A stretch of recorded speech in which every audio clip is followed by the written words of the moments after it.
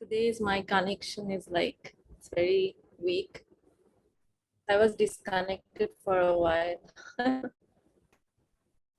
That's okay. That's okay, Saadia. So yesterday, I think we talked quite in detail, uh, and I don't know where to start today. Yeah, we can start how we define our works or how we define in better way like our lives. I don't know. Maybe. Yeah, but I think we should start from poetry because yesterday Yeah. you were saying like that was something you wanted to do in your life. You wanted to be a poet, and yeah. So, and you also promised to recite some poetry from Bengal. So will you start or shall I? You should, yeah, start. Yeah.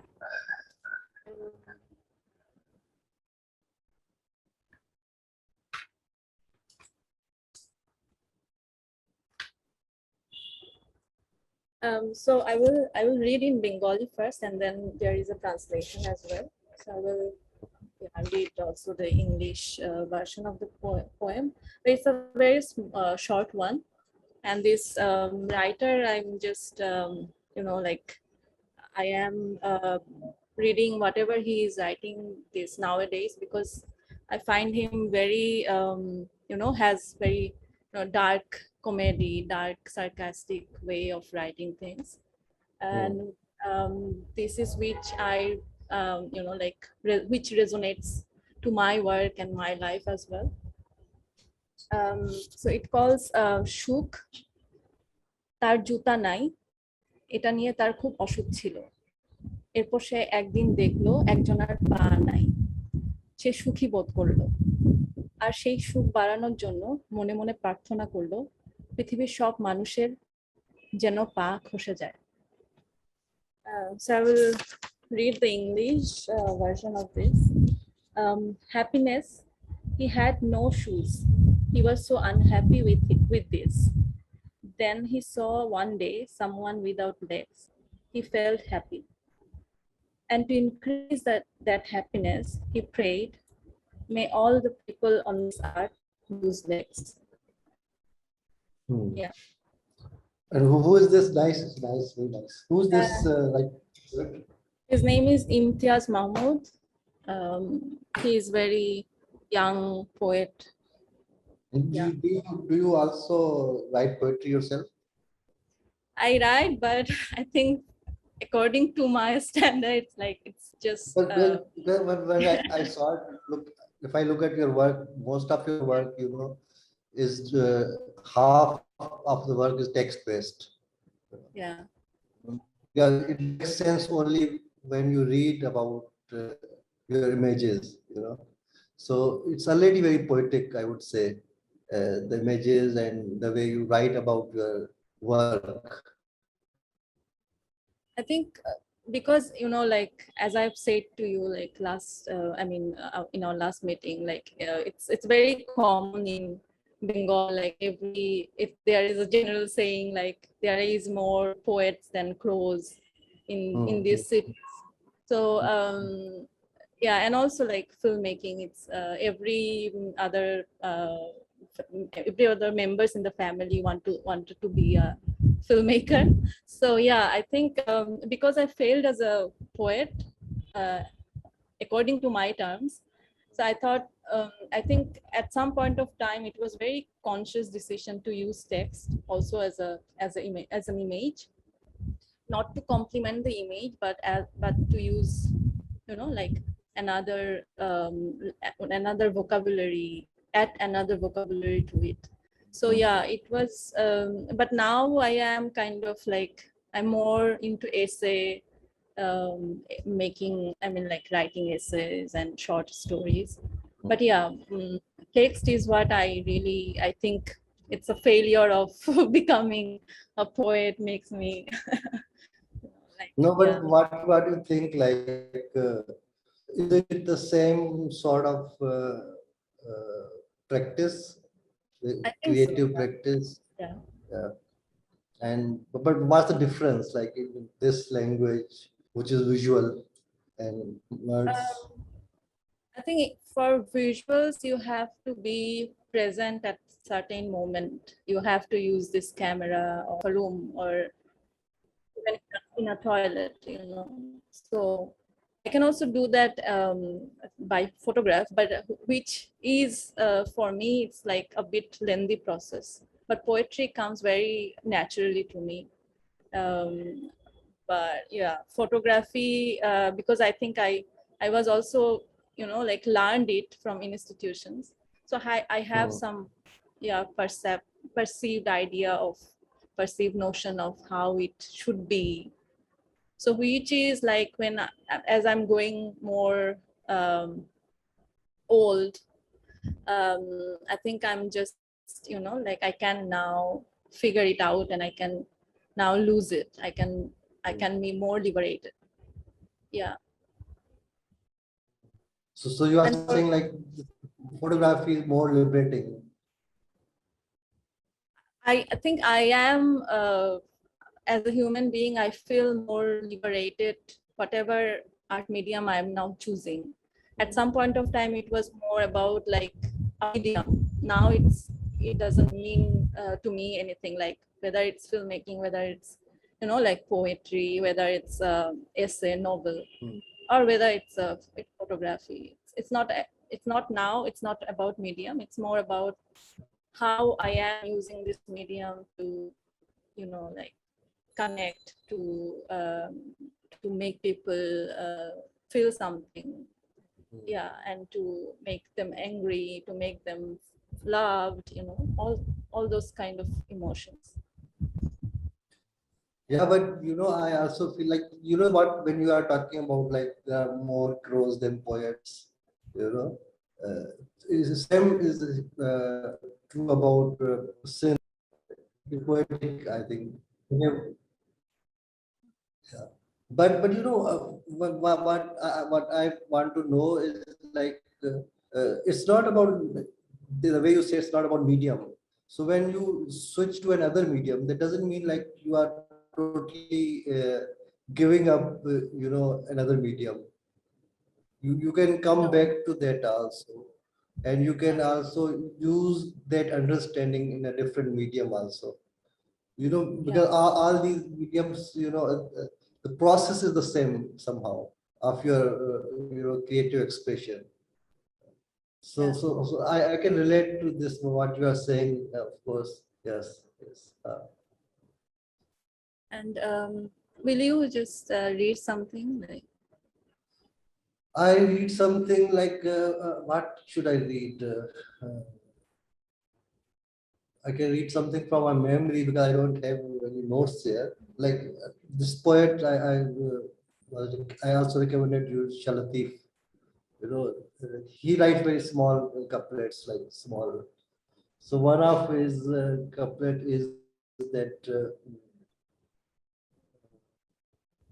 "Hinna tare, hinna het, uttu munja supri, sajjana makhi met, kada thinna kade." It's very simple. It's like it's about how you overcome the distance between you and your beloved. So he's saying like my doesn't matter my beloved where he is, how far he is from here, but we both are sitting under the same star. You know, so there's this star, and I'm sitting under this star, and he's somewhere else. He's sitting also sitting under the same star. So about this, presence and absence, how you mix both things, just like this, internet, I would say. Yeah. You are sitting somewhere else Yeah. and I'm somewhere else. So Yeah. yeah, poetry, it always, inspires me, and I always say that my even my visual practice is somehow a translation of poetry, I would say. I'm just like, translating something from poetry, the poetry in words to poetry in visuals, you can say. So, yeah, it's always there. And it's poetry that made me understand what art is. Uh, and how you communicate and how your communication can become art. And because I also think, like, this visual culture, the high art and these galleries and all this culture, it's not really uh, something indigenous for us, in a way. Yeah. And so when I uh, thought to start studying art, it was very hard for me to understand. And I must say, like, when I was in college, all my teachers, they were just making me more confused about what art is and how I can, and because there were these abstractions, all these artists, so no one was clear actually. Everything was mystified somehow. Like, this is art, what's art? And so it's poetry that made me understand, like, what art does and why we need art. You know, and it is about communication. I must say, it is communication, but you cannot say that all sort of communications are art. You have to bring your communication to a certain level where it becomes art. you know. Like, right now we are using words, but same words, when a poet uses these same words, it becomes art. So it's the same communication that you have to. It becomes uh, more sophisticated or more effective. And so, yeah, I think, yeah, And it's do you think like within this gap, like what you have said, like um, every communication is not art. There is certain kind of I mean, something has to be resonate, something has to be resonated to the people, to whatever, like whatever you want to connect. Um, so do you think like the gatekeepers enter into these gaps and labeled standard arts, and like these things between like low art, high art, and this is art, this is not a piece of art. Um, well, it's very difficult to say what's not art, but you at the same time you can't say everything is art. mhm. So there has to be a line which is very thin, but there is a boundary. Like, from this point, it's art, and this beyond this, it's not art. So, but again, then we have to go to what is art, what art does, why we need art. So it's not like, what do you think? I know there's no fixed definition about art, but what's your definition of art? I think for me, whatever makes me, like feel something, it's art. It could be my mother's, pickles. It could be my father's anger. It could be, like how they, yeah. I mean, it's not everything, but it is something which uh, kind of give you certain certain momentum of life, or certain momentum of life which is strange to you, give you a certain escape, give you a certain strangeness, or could be very cliched. But I can't find any distinction. That's the problem, I guess. But yeah. Yeah, distinction you can, like there's this quote by this Saint Augustine. He said, like, if you don't ask me what time is, then I Yeah. know, you know. But if you ask me what time is, then I don't know, because Yeah. then it's all about explaining what time is, you know. And when you have to explain, there your ignorance comes up. Yeah. So I also have this sense, you know, I can feel what is art, uh, but at the same time, I cannot say everything is art.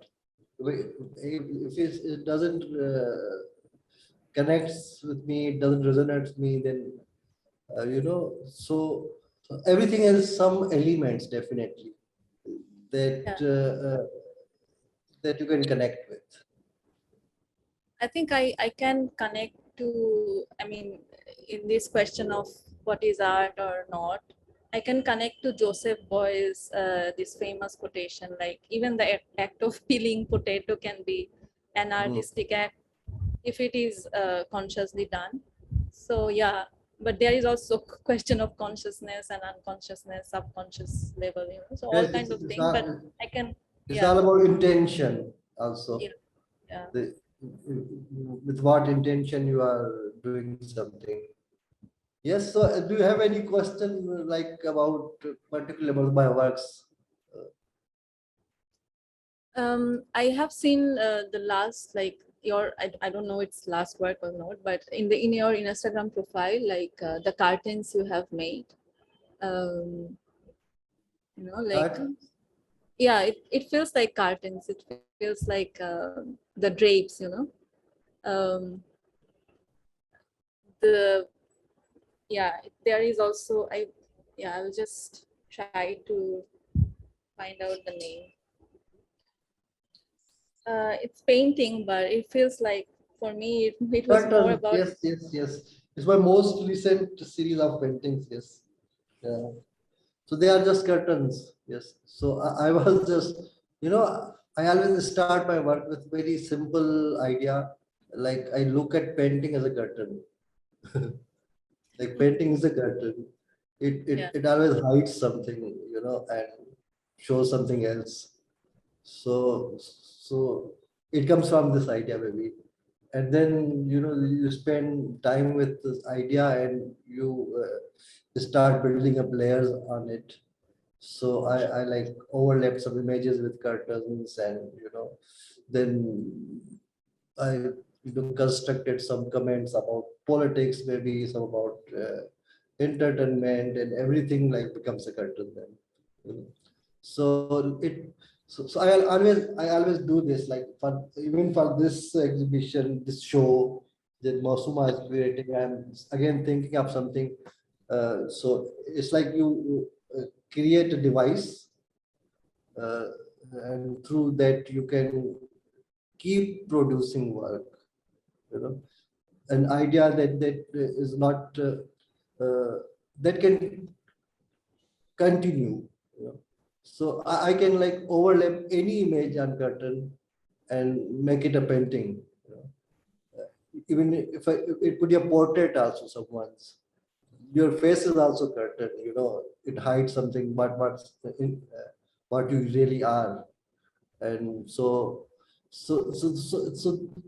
I do like devise things like this, design some formula maybe you can say, and through that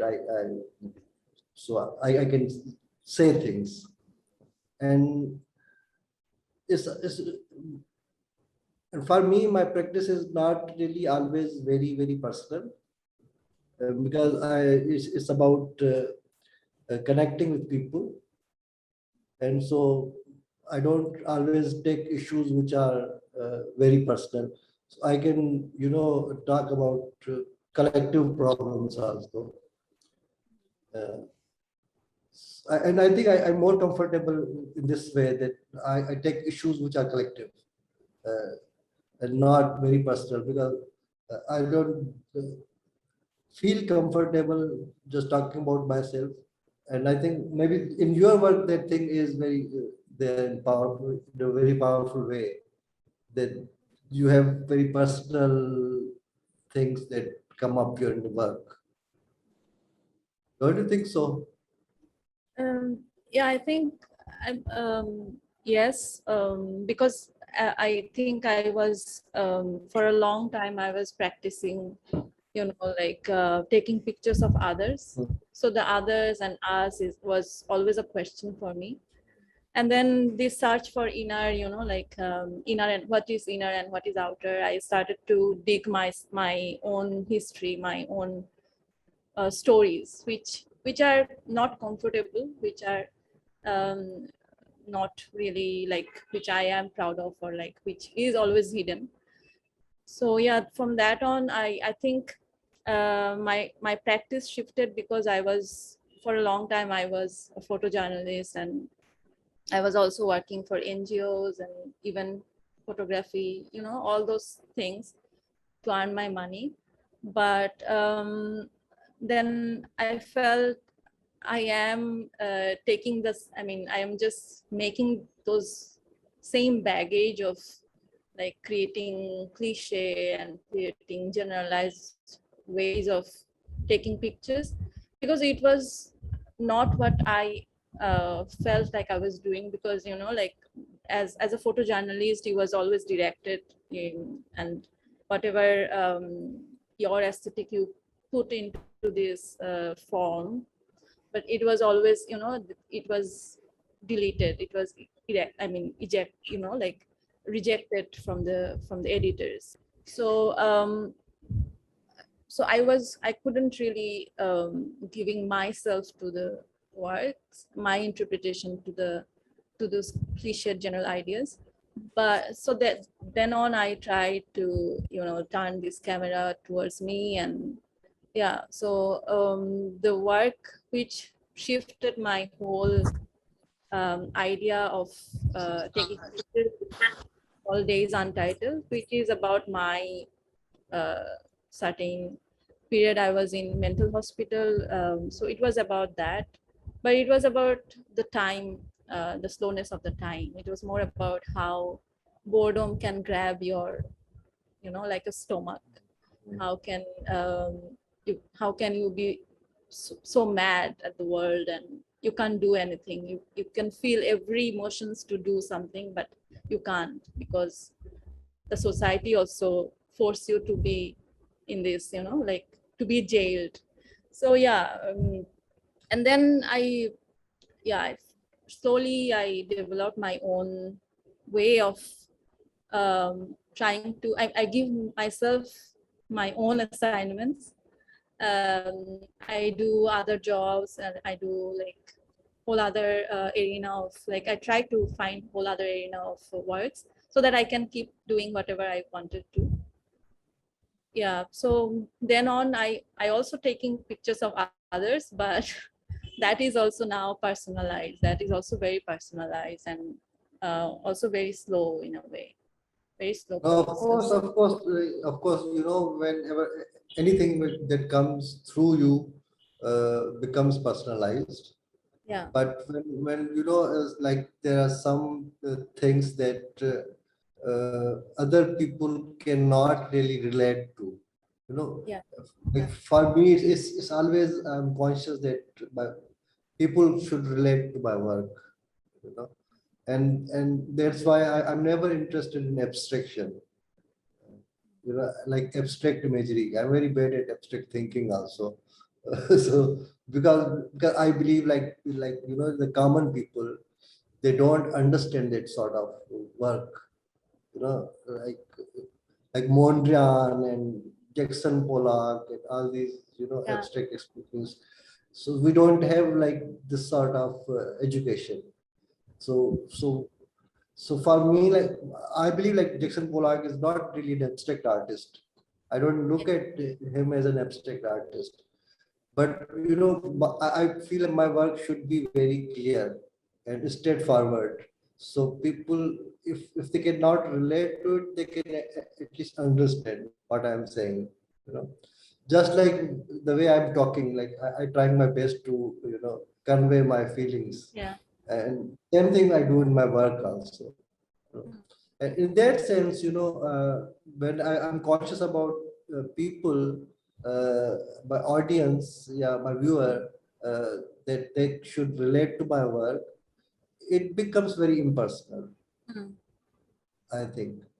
And then it's not only about me, what I feel. So it's about what we feel about this, like as a human, as a, you know, a social member. Yeah. So, in that sense, I'm saying like my work is bit impersonal, and I don't like always take my personal issues in my work. Like if I'm angry, yeah, if I'm sad, all these things, uh, they don't reflect my work. Yeah. But this is also, I would say, artistic device. Even like poets, like poets when they write something, uh, they they do talk about themselves, but when people read it, they feel like they are talking about Yeah. them. Yeah. You know, so I believe like your work always completes when it's viewed, it's received by someone. If you are a musician, you need a listener. If you are a poet, you need a reader also. If you're an artist, you need a viewer also, and they complete your work, not you. You know, Yeah. so you are just like artist is just like a vehicle through which things come out, and but the whole process of creating an art piece completes when uh, other people interact with your work. So how do you like disseminate your works? Like, is it, how do you share your works through exhibitions, or there are other process for you to connect? I mean, Yeah, I feel like I live in like different worlds. When I'm showing my work in galleries, there's a different artist. When I'm in my friends, there's a different artist. When I'm at home, it's a different artist. You know? So at every stage, yeah, you always try to be understood yeah. by others. So yeah, that's our. I think, but you also say that there's a work which you do for earning, Yes. and there's the work that you do for yourself. Is there any difference between these two things? There is a difference, because I think the work I'm doing for to earn money, there is someone who is saying like, do this, do that, so there. So it's not my independent choice, it's not my independent idea or independent thoughts. There is someone who is always to monitor me. I used to work as an assistant curator, and then also writer, But and also, as an art students, we are trained like this. That when you are in school, you are asked to do something yeah, yeah, by yeah, years, yeah, yeah. and so this practice of making art is also on demand, you can say. You Hmm. know, like I was saying, talking about my audience, my viewers. I'm very conscious about them, and Hmm. it's like a demand from my viewer also, what they want to see in a way. But yeah, but so when you are doing something for money, I think you are the same person, no? I am the same person, but I have to, like, there are some rules which I have to kind of, if I can't, I mean, I can't really, Rules like, are here also in yeah, art world, that's in art for, practices. uh, There are also rules there also. there are also rules, but I think I am more liberated for because I'm choosing my way of art practice now. I was in Pathshala, I was in these institutions for a long time, like 4 years. And then as a photojournalist, there is also directions. There is also, like, in Pathshala, I felt it is very male dominant, and then they are also pushing you to get some kind of female aesthetic, which they feel like it should be female aesthetic. So it was always like directed paths and directed and prescribed way of looking at things. So I couldn't survive that like areas of thoughts.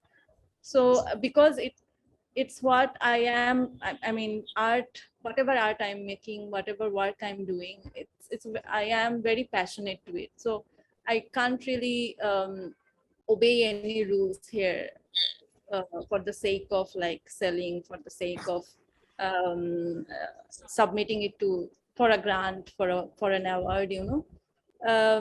So that's why I also chose a very different way of sharing my work. I make books, so like, no one can really push But, me, but, but, or but, but you are also conscious about your audience, no? I am conscious about my audience. Because I have, like, less audience, I know. I mean, Audience, you can call them client also. yeah, so I am Client for whom you are working without money. uh, yeah, I am trying to do, because I am now making cheap books, which is very inexpensive, so that I can sell in the, like, in the bus station, in the train station. So anyone can be my client, anyone can be my audience, by my reader. So I'm trying to do that. That's why I'm choosing this making books way of dissemination, so that I can just, it's not about artists, it's not about, like, artist canon we build, artist networks we build. It's also, like, communicating with, like, very general people, very daily, uh, in the very daily lives. Yeah. Yeah, but it's really is like a bliss if you can earn from something that you love to do, you know. Huh. Yeah.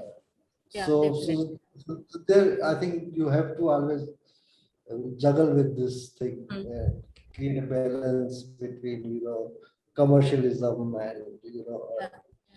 purist approach somehow. Is there any purist approach? Do you think there is any? I mean, how do you feel about purist No, approach? I don't think like there's a purist approach because everything is somehow, infected from something, you know. Even our way of,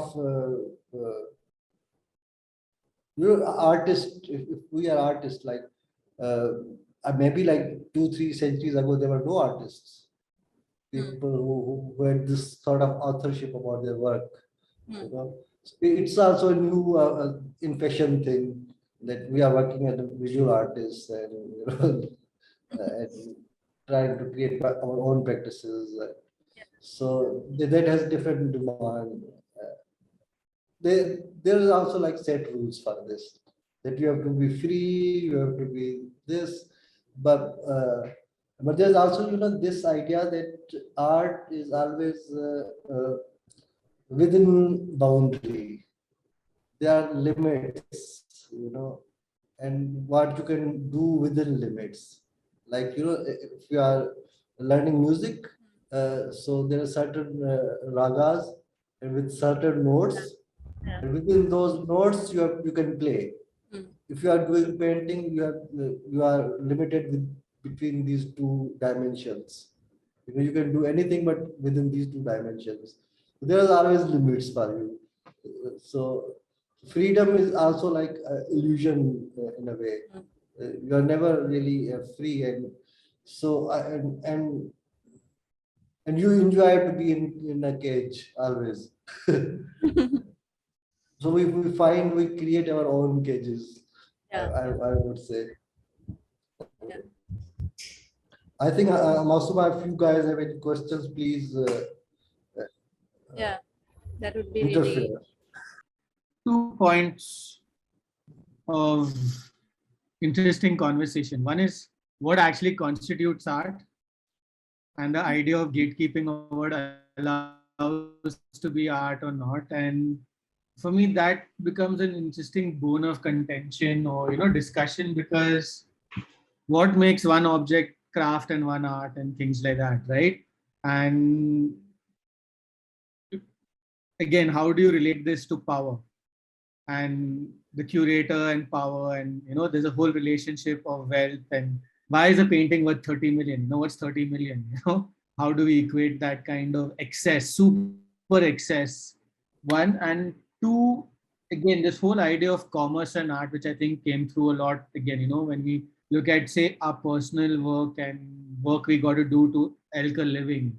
And again, I also face that question a lot, because I also, again, I don't have an art history background, whatever. I began apprenticing as a cinematographer, and I worked in the commercial market and the commercial world. It's only later I went to study and things like that. And again, for me, isn't art also then in a sense commissioned work? And aren't we also satisfying some sort of thing in a certain way? Yes or no?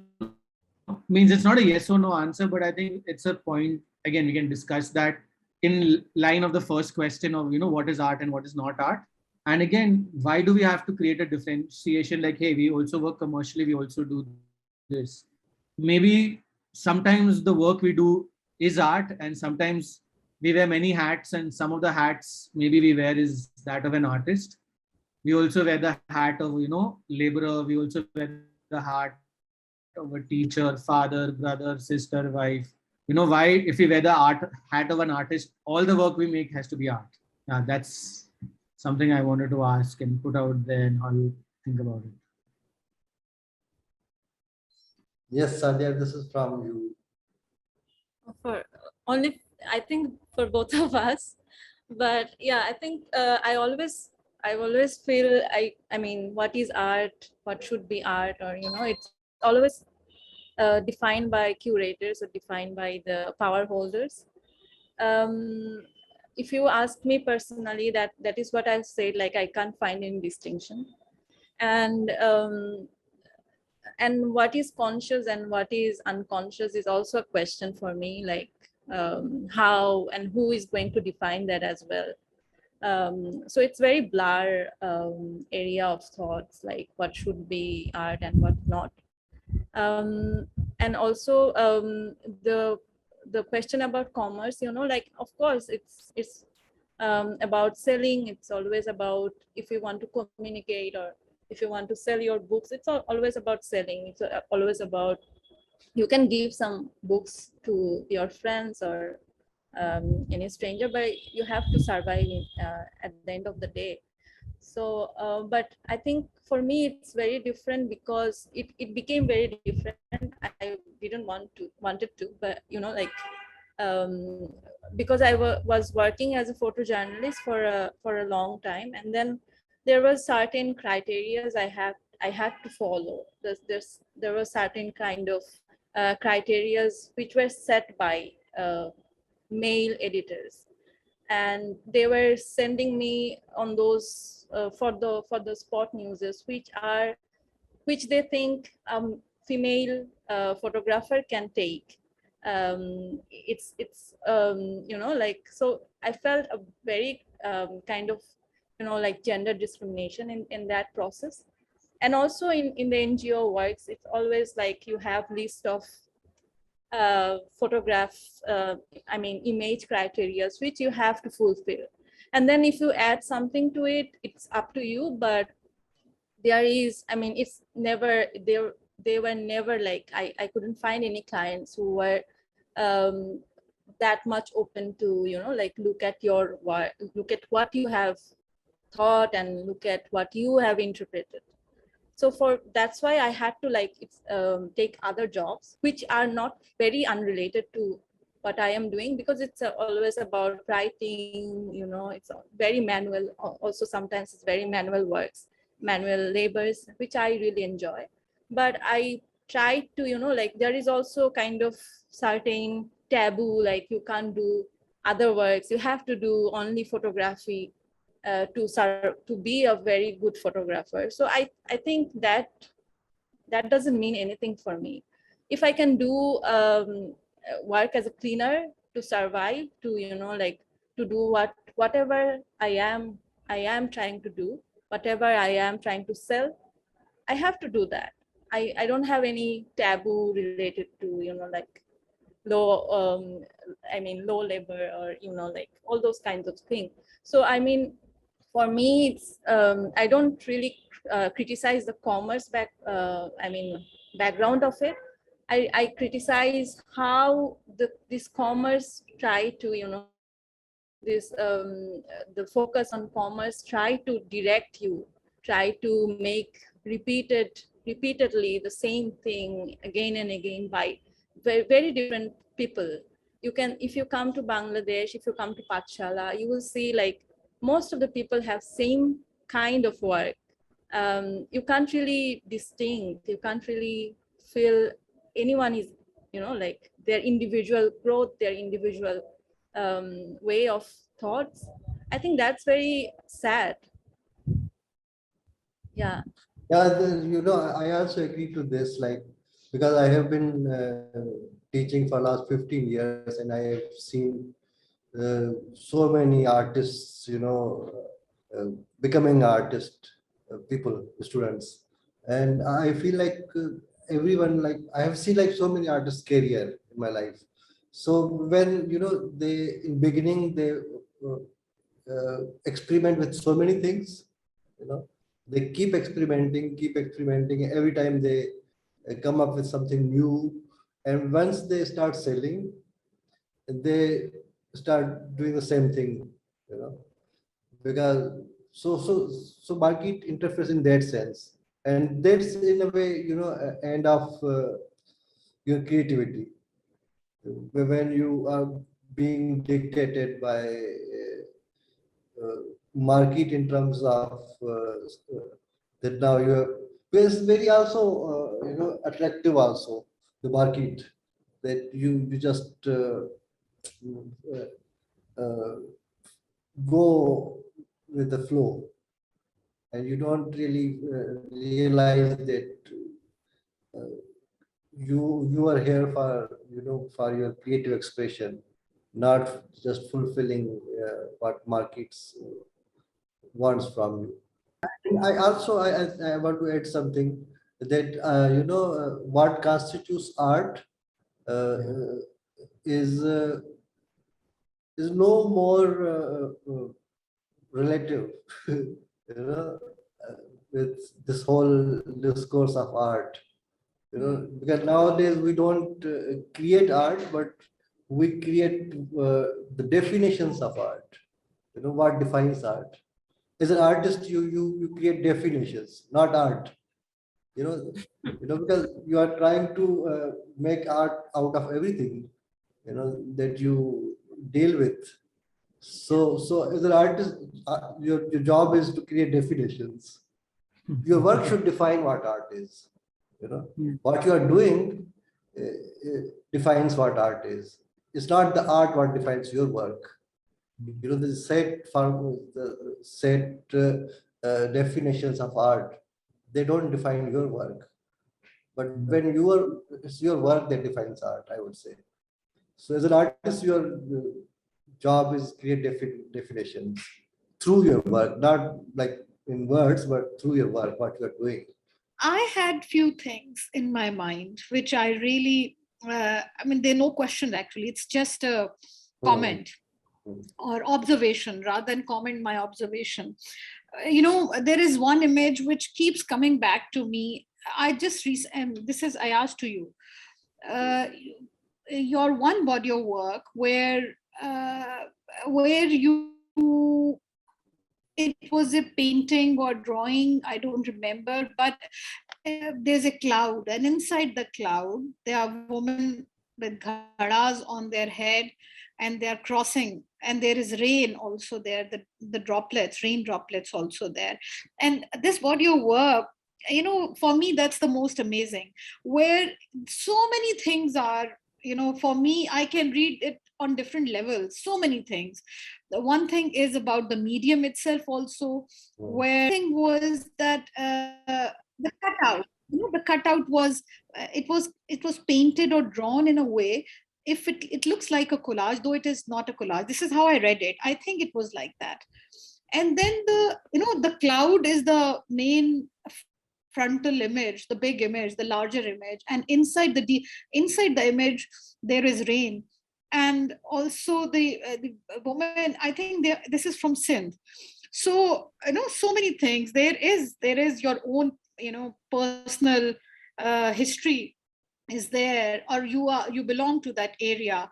And maybe you talked about the I don't know what you were talking about or what you were intent to say that, but of course I think kahin par mujhe lag raha tha if it was about the famine or it was about the rain, because and then there was a car which was also Justice like Library. children brought art. Yeah. This whole body of work was so simple, but at I the same agree. time very complex, very Yeah. complex, and in I layers. I used to make drawings for my son to fill colors in it, and then he asked me to fill colors in his drawings, you know. So he made these drawings like on a small page, like of cloud, of a car, of an umbrella, and they are very distorted and exaggerated images of cloud, of car, of these things. So then I did fill some colors in it, but later I thought, like, why shouldn't I fill these drawings with a different approach, so I started these drawings. These are charcoal drawings, this series. And so the outline of all these things like clouds and car and umbrella, and there's a water pot and different things. So outline is done by my son. I'm just filling grays in it, instead of colors. Very interesting works. I mean, there was humor in it. It Like, talked about the issue. there's the same poetic approach, like that you create metaphors, you compare one thing with another, and so there's cloud, and inside the cloud there's desert. The image Yes, of a yes, I desert. remember that. Yeah. Yes. And There's inside the umbrella, there was something else. umbrella. Inside the umbrella Umbrella, was? there's a flooded village in Yes. Sindh. This is so beautiful. I mean, the high contrast, and the image was so simple.